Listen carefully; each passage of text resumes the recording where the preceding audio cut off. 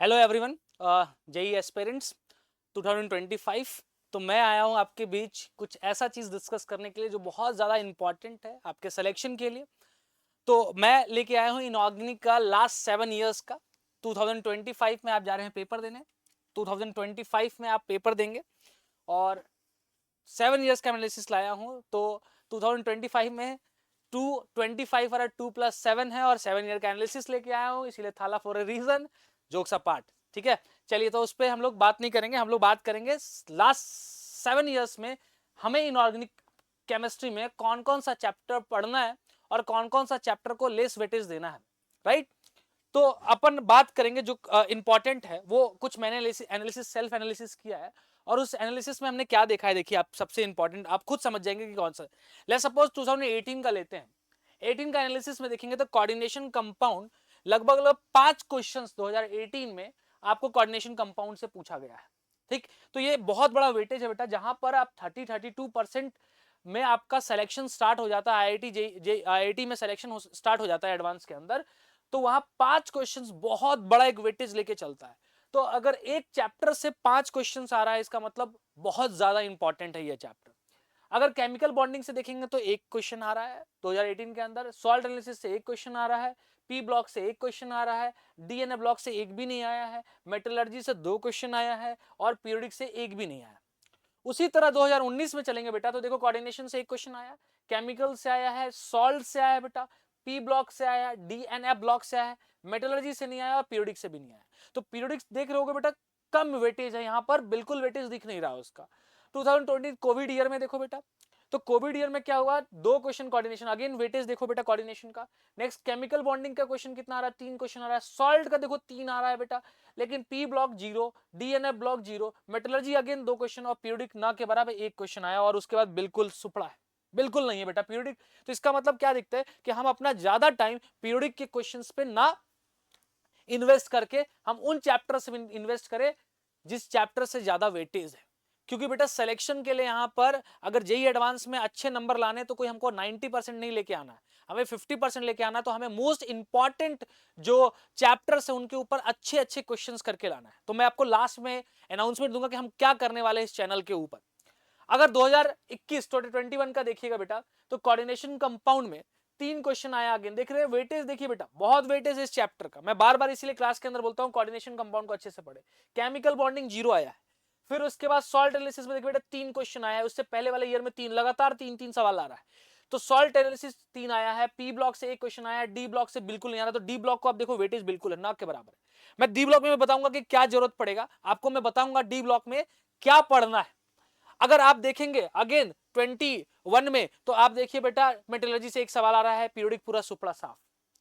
कहने का मतलब मेटलर्जी में वेटेज आपको साफ साफ दिख रहा होगा बेटा कि मेटलर्जी एक अच्छा लेवल ऑफ क्वेश्चंस आ रहे हैं। तो आप मेटलर्जी के 100-150 क्वेश्चंस अच्छे लेवल के आप क्वेश्चंस को एक बार ट्राई करें घर पे। अभी आपके पास लगभग 18 मई को आपका पेपर है जेई एडवांस का, तो उससे पहले आपके पास लगभग 1 मंथ है, 1 मंथ। और उस 1 मंथ में आप चाहें तो इन चैप्टर्स पे बहुत ज्यादा वेटेज ले सकते हैं, बहुत ज्यादा प्रैक्टिस कर सकते हैं इन क्वेश्चंस के। अच्छे लेवल ऑफ क्वेश्चंस को करना है आपको, पीवाईक्यूज करने हैं क्वेश्चंस को। अगर आप देखेंगे पी ब्लॉक का वेटेज नहीं है, बिल्कुल ना के बराबर, बहुत कम आ रहा है।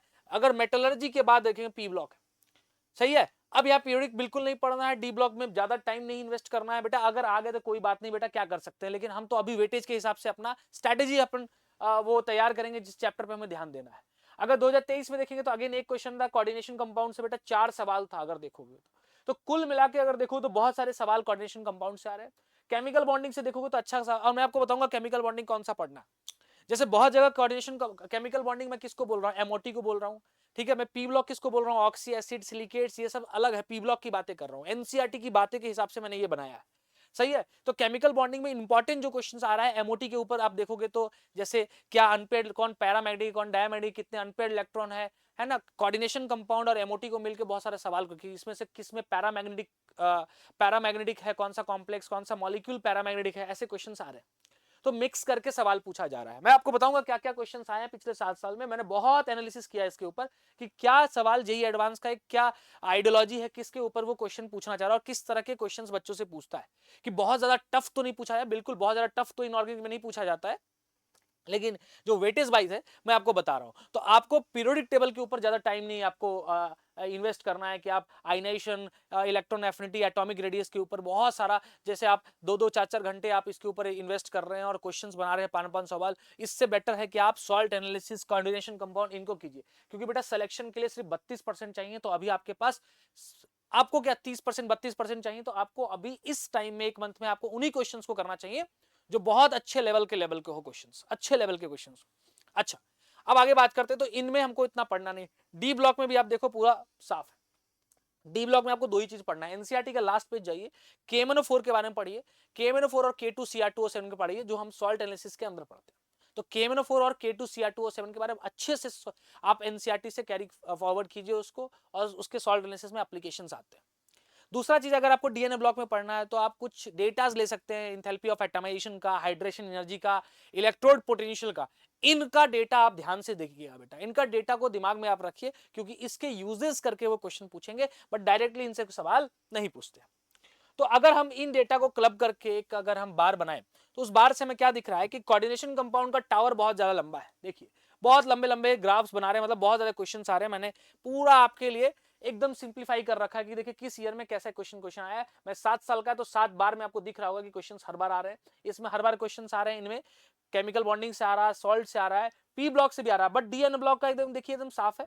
मेटलर्जी भी अच्छा चैप्टर है, इसलिए मेटलर्जी को जरूर पढ़ के जाइए। एनसीईआरटी से हटा दिया गया, इसका मतलब ये नहीं कि आपको पढ़ना नहीं है, पढ़ के जाना है बेटा, बिल्कुल जाना है मेटलर्जी को। आप इस बात को समझिए।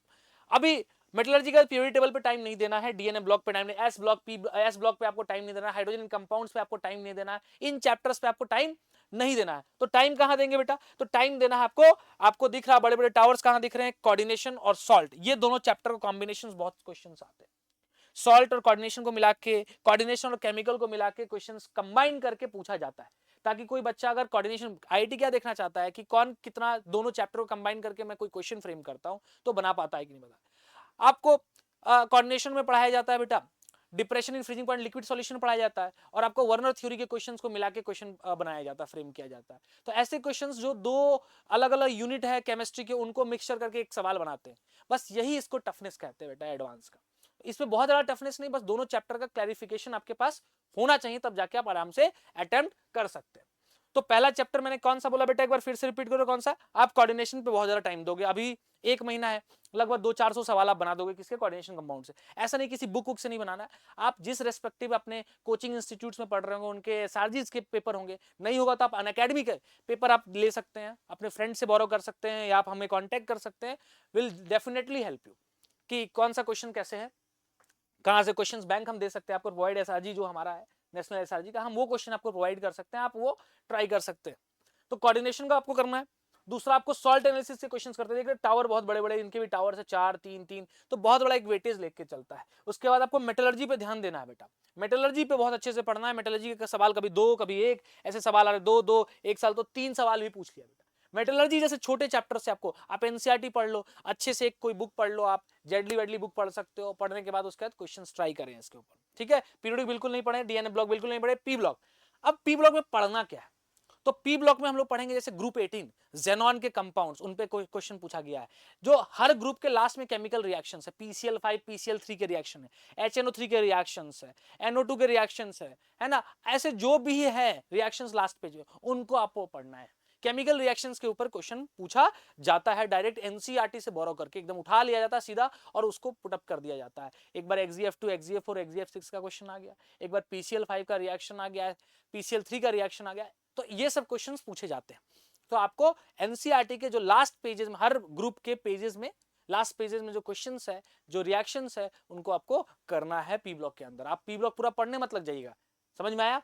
ठीक, बहुत नॉर्मल क्वेश्चन नहीं पूछे, डेटाबेस वाला कभी सवाल नहीं पूछते हैं कि बताओ ये जो आप याद करते हो ऐसी चीजें पूछते ही नहीं है, बहुत लेस होता है कि डेटाबेस वाला सवाल पूछा जाता है।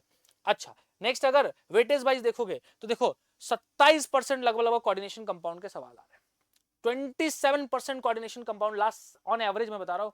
इसका मतलब कोऑर्डिनेशन पे आपको सबसे ज्यादा टाइम देना है। लोग केमिकल बॉन्डिंग पीरियोडिक टेबल पे इतना ज्यादा टाइम दे देते हैं बेटा कि आगे कोई और चैप्टर पे ध्यान ही नहीं दे पाते। आपको अभी सॉल्ट एनालिसिस मजा नहीं आ रहा होगा, कलर याद करने में मजा नहीं आ रहा होगा, रिएक्शंस, लेकिन आपको करना पड़ेगा क्योंकि इस पेपर का डिमांड ऐसा है। कुछ चीजें आपको दिमाग में रखना पड़ेगा, type of reaction, heating effect पे क्वेश्चंस पूछे गए हैं, हीटिंग इफेक्ट भी आपको ध्यान में रखना है, सॉल्ट के अंदर पढ़ाते हैं हम लोग हीटिंग इफेक्ट, उस पर भी ध्यान देना है बेटा। आप मेरी बात समझ रहे हो जो मैं कहना चाह रहा हूं? मैं कहना चाह रहा हूं बेटा कि ये वाला जो पोर्शन है कोऑर्डिनेशन कंपाउंड, उस पर पूरा ही ध्यान रखना है आपको, सबसे ज्यादा कोऑर्डिनेशन कंपाउंड पे वेटेज देना। उसके बाद आपको कौन सा देना, सॉल्ट एनालिसिस पे 24% जो ऑन एवरेज क्वेश्चंस आए वो कहां से आए, सॉल्ट एनालिसिस से आए। उसके बाद लगभग 21% क्वेश्चंस कहां से आ रहे हैं बेटा, 21% आपके आ रहे हैं केमिकल बॉन्डिंग से। तो आपके ये 3 चैप्टर ही मिला के आपको बहुत बड़ा वेटेज दे रहा है। अगर आप कोऑर्डिनेशन सॉल्ट पे भी 1 महीना टाइम देते हैं, 1 महीना नेक्स्ट आप देते तो इनऑर्गेनिक के लगभग हर सवाल सही होते हैं। और ऑन एवरेज आप देखोगे, ऑन एवरेज हर साल कितने क्वेश्चंस आते हैं, तो अपन देख लेते हैं हर साल कितने आ रहे हैं, 5, 6, 7, 8 और 2 10 क्वेश्चन आ रहे हैं बेटा। ऑन एवरेज 3 मार्क्स का भी मानते हो तो 30 मार्क्स बेटा बहुत बड़ा वेटेज होता है। एक केमिस्ट्री के 1/3 पार्ट से 30 नंबर का क्वेश्चन आना बहुत बड़ी बात है बेटा। इनऑर्गेनिक अगर किसी का अच्छा है तो 30 मार्क्स इजिली सिक्योर कर सकता है। और 100, 110, 120 मार्क्स पे जब अगर 33-32% होता है, बहुत बड़ा है। 360 मार्क्स का पेपर है तो 10% मार्क्स तो आपको यही दे रहा है, 10% लगभग मार्क्स आपको यही दे रहा है इनऑर्गेनिक से। तो अगर हम नेक्स्ट 1 मंथ अगर इस चैप्टर को अच्छे से पढ़ते हैं, आईओसी को अच्छे से पढ़ते हैं, तो हमारा इसमें चांसेस बहुत ज्यादा बन जाता है, क्योंकि इसके सही होने के चांसेस अलग है। मेंस की बात अलग है, बट एडवांस में बेटा अपने को क्या करना है, एडवांस में बेसिकली अपने को इन्हीं चैप्टर्स पे ध्यान देना है। समझ में आएगा? नेक्स्ट ईयर भी देखो 3, 3, 6, 7, 8, एक 9 सवाल आया। नेक्स्ट ईयर देखो 3, 3, 6, 2, 8 और 2, 10, एक 11 सवाल है। लगभग 3, 3, 6, 7, 1, 8, लगभग 8, 9, 10 सवाल हर साल आ ही रहे हैं। इसका मतलब ऑन एवरेज 3 मार्क्स में लेके चलाऊं तो 3 मार्क्स एक क्वेश्चन का लेते हैं। तो अपने को बेटा किस किस चैप्टर पे ध्यान देना है, समझ में आ गया? पहला बोलो कौन सा, कोऑर्डिनेशन कंपाउंड पे अच्छे अच्छे सवाल करेंगे। देखो थ्योरी पढ़ने से कुछ नहीं होगा, क्वेश्चन अच्छे अच्छे करने, अच्छे अच्छे मास्टर बैंक्स है ना, बूस्टर बैंक्स अगर आपके पास नहीं है तो आप हमसे मैसेज कीजिए, विल डेफिनेटली आपका हेल्प करेंगे बेटा। दूसरा बात करें बेटा तो सॉल्ट एनालिसिस पे ध्यान देना है आपको। सॉल्ट एनालिसिस क्वेश्चंस करने हैं, उन रिएक्शंस को, टाइप ऑफ रिएक्शंस पढ़ाया गया होगा, अलग अलग टाइप ऑफ रिएक्शंस, उन रिएक्शंस को बार बार ध्यान में रखना है। K4CN6 और K4FeCN6 और K3FeCN6 के रिएक्शंस देखने हैं, है ना। फिर आपको केमिकल बॉन्डिंग में क्या देखना है बेटा, केमिकल बॉन्डिंग में बहुत चीज मत देखना कि हाइब्रिडाइजेशन देखने लगे, बॉन्ड एंगल, बॉन्ड लेंथ, बिल्कुल नहीं। आप ऑक्सो एसिड्स पढ़िए, है ना, वो भी पी ब्लॉक के अंदर बोलेंगे ऑक्सो एसिड्स के। तो केमिकल बॉन्डिंग के अंदर आप एमओटी पढ़िए बेटा। मॉलिक्यूलर ऑर्बिटल थ्योरी के क्वेश्चंस पूछे जाते हैं, अच्छे से पूछिए। नोडल प्लेन्स के बारे में, जीरेड अनजीरेड के बारे में पढ़िए। ऐसी चीजें आप अगर ध्यान में रखेंगे तो जाके आपके केमिकल बॉन्डिंग के आराम से क्वेश्चंस बन सकते हैं। सही है बात? बहुत आसान सवाल आप पूछे जाते हैं, ठीक है। अब अगर पी ब्लॉक के अंदर आए हम, तो पी ब्लॉक के अंदर बेटा ब्रिज बॉन्डिंग पढ़ लीजिए, है ना, ब्रिज बॉन्डिंग B2H6 के बारे में पढ़ लीजिए। आप ऑक्सो एसिड्स पढ़ लीजिए बेटा, है ना, ऑक्सो एसिड पढ़ लीजिए, हाइड्रोलिसिस पढ़ लीजिए, इन चीजों को आप पढ़ लीजिए, आपको इजिली समझ में आ जाएगा। अगर नेक्स्ट बात करें तो मेटलर्जी को ढंग से पढ़िए। तो पहले जो 4 चैप्टर है, 1, 2, 3, 4, जो coordination, salt, chemical and metallurgy and P block, इन पे ही आपको ज्यादा फोकस रखना है। बाकी चैप्टर्स पे क्या मैंने बता दिया था, डीएन ब्लॉक पे क्या क्या, KMnO4, K2Cr2O7 और जो भी डेटाज है, enthalpy of atomisation, melting point, boiling point, है ना, डायरेक्ट पूछ लेगा, कुछ रिएक्शन देगा, उसमें हेल्प कर देगा कि ऐसा ये एलिमेंट है जो रिएक्ट कर रहा है, उसकी मेल्टिंग पॉइंट लो है, उसके ग्रुप में हाई है, तो आपको डेटा याद रखना पड़ेगा, तब जाके आप इन क्वेश्चंस को डील कर पाएंगे। सही है? तो आपको समझ में आ गया होगा कि इनऑर्गेनिक के अंदर हमें क्या क्या पढ़ना है, राइट। अब हम आगे इस सीरीज में क्या लेके आएंगे, हम जैसे आगे हम अगले लेक्चर्स में आएंगे तो क्या लेके आएंगे, तो अगले लेक्चर्स में हम चैप्टर बाय चैप्टर्स बहुत सारे कुछ, अगर थ्योरीज की जरूरत पड़ेगी तो हम क्वेश्चंस के थ्रू आपको थ्योरी बताएंगे। तो 1 मंथ अगर इस सीरीज से अपन जुड़ते हैं तो इन चैप्टर्स को हम अपन आराम से इजिली क्लियर कर सकते हैं। तो हम 7 साल का एनालिसिस लेके आए, उस 7 साल के एनालिसिस में आप चीजें समझ सकते हैं, आराम से आपको दिख रहा होगा किसका कौन सा वेटेज है, किस चैप्टर का कितना वेटेज है ऑन एवरेज, तो हमको उसी पे ध्यान देना है। अगर 2 चैप्टर ही पढ़ना चाहते हैं आप, तो 2 चैप्टर में आप कोऑर्डिनेशन एंड सॉल्ट को पढ़ के जाइए। सॉल्ट में भी क्वेश्चन पूछे जाते हैं, तो बहुत ऐसा नहीं, देखिए एडवांस के अंदर क्या होता है बेटा, एडवांस के अंदर डी ब्लॉक के कुछ डेटा उठा के रिएक्शन, केमिकल रिएक्शन दे देंगे कि ये वो मेटल है जिसका मेल्टिंग पॉइंट हाई था, या इंथैल्पी ऑफ एटमाइजेशन बहुत हाई था, हाइड्रेशन एनर्जी उसके ग्रुप में लो था, या इलेक्ट्रोड पोटेंशियल इसकी एकदम नेगेटिव है, ऐसा कुछ हेल्प करके आपको रिएक्शंस को करवाए। पी ब्लॉक के अंदर भी केमिकल सॉल्ट को जोड़ के देता है, जैसे PCl5 PCl3 का रिएक्शन दे दिया, जेनॉन के फ्लोराइड के कंपाउंड्स दे दिए, जेनॉन फ्लोरीन के कंपाउंड्स दे दिए। तो ऐसी चीजें पूछी जाती है एडवांस के अंदर, बहुत ज्यादा टफ नहीं, बिल्कुल टफ नहीं पूछा जाता। अगर आप मेरे से पूछेगा तो टफनेस नहीं होता है बेटा इस पेपर में कि आप बोलोगे बहुत ज्यादा कि हाँ हाँ बहुत टफ पूछ लिया, मेरे को बिल्कुल समझ में नहीं आएगा। तो देखो बेटा, एडवांस निकालने के लिए एक स्ट्रेटेजी होना चाहिए, एक बहुत अच्छा सोच और समझ के साथ अगर आप उतरेंगे, लास्ट एक मंथ आपके पास बचा, इस एक मंथ में आपने अच्छे से एनालिसिस करके अच्छे से पेपर और क्वेश्चंस के नंबर बहुत प्रैक्टिस किए हैं, तो डेफिनेटली आपको विजेता, आप एकदम विजय होके आएंगे। क्योंकि बेटा ये paper it's not about only कि हाँ हमें कितने क्वेश्चंस आते हैं, आपको ये देखना है कि हम कितने क्वेश्चंस कर सकते हैं, ये नहीं कि नंबर ऑफ क्वेश्चंस आपको ज्यादा करना, क्योंकि इफेक्टिवली 8 घंटे का ब्रेन आपका काम करना चाहिए पूरे, क्योंकि 3 घंटे का फर्स्ट पेपर, 3 घंटे का सेकेंड पेपर, वो 2 घंटे बीच में जो ब्रेक मिलता है वो भी, उसमें भी आपका ब्रेन क्या वर्किंग मोड पे रहता ही है। तो टोटल 8 घंटे में आपको 30% ऑफ 35% या 40% ऑफ क्वेश्चंस को करके आना है, 60% को आपको रिजेक्ट करना, आप ऐसे समझिए। तो आप अपनी एक्यूरेसी पे ध्यान दें। तो बेटा मैं आपको यही कहना चाहूंगा इस एनालिसिस से कि 7 साल का इसलिए लाए हैं क्योंकि थाला फॉर ए रीजन है, इसीलिए बार बार हम 7 साल का लक है ये आपके लिए, समझ लीजिए। तो इस पेपर के एनालिसिस से आप बहुत कुछ आगे अपनी प्लान को चेंज कर सकते हैं। पहले बहुत लोग हो सकता है पीओई टेबल पे बहुत प्रैक्टिस कर रहे होंगे, डीएनए ब्लॉक पे प्रैक्टिस कर रहे होंगे, है ना, पी ब्लॉक पे ज्यादा प्रैक्टिस नहीं बेटा, प्रैक्टिस आपको इन्हीं चैप्टर्स पे करना है। अब आगे हम नेक्स्ट जब भी वीडियो आएगा उसमें क्या लेके आएंगे, तो नेक्स्ट वीडियो में हम कोऑर्डिनेशन कंपाउंड को जैसे जैसे वेटेज है बेटा उस हिसाब से हम एक समझिए टेस्ट सीरीज टाइप का ऑनलाइन टेस्ट सीरीज लेके चलेंगे, जिसमें हम डिस्कस करेंगे कि आईआईटी का माइंडसेट क्या होता है, एडवांस किस तरह से क्वेश्चन पूछता है, क्या क्या कंबाइन करके क्वेश्चंस लेके आते हैं। तो अभी के लिए बस इतना ही रखते हैं बेटा, all the best. Next paper जब नेक्स्ट हम लोग मिलेंगे तो इन चीजों को हम डिस्कस करेंगे। Thank you so much.